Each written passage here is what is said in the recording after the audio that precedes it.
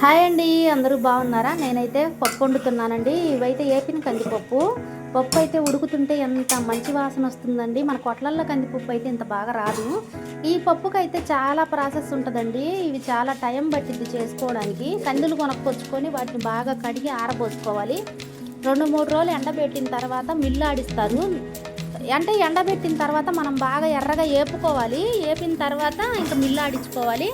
ఇంతకు ముందు అయితే ఇసురాళ్ళతో ఇసిరేవాళ్ళు కదండి. ఇప్పుడు అంత పని ఎవరు చేయట్లేదు. వీటికి కూడా మిల్లులు వచ్చేసాయి. కేజీ 20 రూపాయలు. ఇంకా మిల్లు ఆడించుకొని పైన పొట్టంతా చెరిగి ఒక డబ్బాకు పోసుకుంటే సంవత్సరం ఉంటాయండి. కానీ వీటంత రుచి కొట్లల్లో వాటికి రాదు. ఇవి చాలా ఓపికగా చేసుకుంటే సంవత్సరం పొడుగుతో తినొచ్చండి. పప్పు కూడా చాలా ఫాస్ట్గా ఉడికిపోయింది. అసలు ఎక్కువగా ఎనిపే టైం కూడా అవసరం లేదండి. ఇందనక నేను చింతపండు అయితే వేయటం మర్చిపోయా. అందుకని చెప్పేసి ఇప్పుడు వేసి ఎనుపుతున్నా. టమాటాలు ఉల్లిపాయలు వేసినప్పుడు చింతపండు వేయలేదండి, మర్చిపోయాను నేను. పప్పు అయితే ఉడికిపోయింది. ఇంకా తాలింపు పెట్టేసుకోవడమేనండి. నేనైతే షార్ట్ వీడియోలతో పాటు లాంగ్ వీడియోలు కూడా అప్లోడ్ చేస్తున్నానండి. ప్లీజ్ షార్ట్ వీడియోలు లాగానే లాంగ్ వీడియోలు కూడా సపోర్ట్ చేయండి, లైక్ చేయండి ప్లీజ్ అండి. ఇప్పుడే ఈ మధ్యనే అప్లోడ్ చేస్తున్నా లాంగ్ వీడియోలు.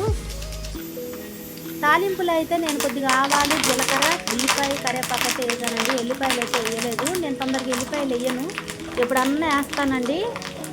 తాలింపు అయితే బాగా ఎర్రగా వేగాలి ఉల్లిపాయలు. కొంతమంది పచ్చి పచ్చిగా ఉన్నప్పుడే తాలింపు వేసుకుంటారండి. అట్లా వేసుకుంటే మంచి వాసన రావు. ఏ కూరలైనా ఉల్లిగడ్డ అనేది ఎర్రగా వేగితేనే మంచి వాసన వస్తుంది.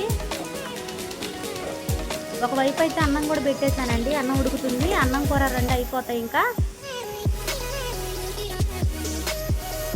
తాలింపు అయితే వేగిపోయిందండి. ఇంకా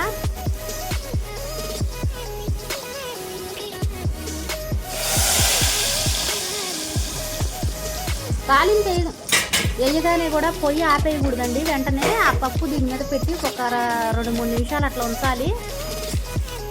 అప్పుడు ఆ పచ్చి వాసన అనేది కూడా పొయ్యిద్ది, పప్పులో బాగుంటుంది.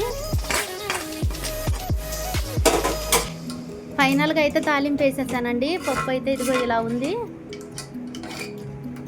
ఇప్పుడు కొత్తగా మామిడికాయ పచ్చడి పెట్టాం కదా, ఈ పప్పులో వేసుకొని తింటే చాలా బాగుంటుందండి. ఈ పప్పుకైనా ముద్దపప్పుకైనా ఇప్పుడు బాగుంటుంది. పెట్టిన కొత్తలో బాగా తినాలనిపించిద్దండి. తర్వాత అంత ఘనంగా తినాలనిపించదు నాకైతే.